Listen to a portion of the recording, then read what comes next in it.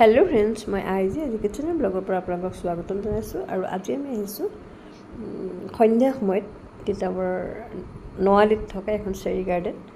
আৰু কেতিয়াবা আচলতে এনেকৈ আহোঁ, ভালো লাগে। আৰু যিসকল তিতাবৰ লোকসকলতো জানেই, কিন্তু যিসকল লোকে নাজানে, আমাৰ তিতাবৰটো এনেকুৱা বহুত আছে য'ত মানে ভালকৈ আৰাম অকণমান বহি পেলাই ওলাই চাহ একাপ খাই মনটো ভাল লাগে। এয়া চাওকচোন।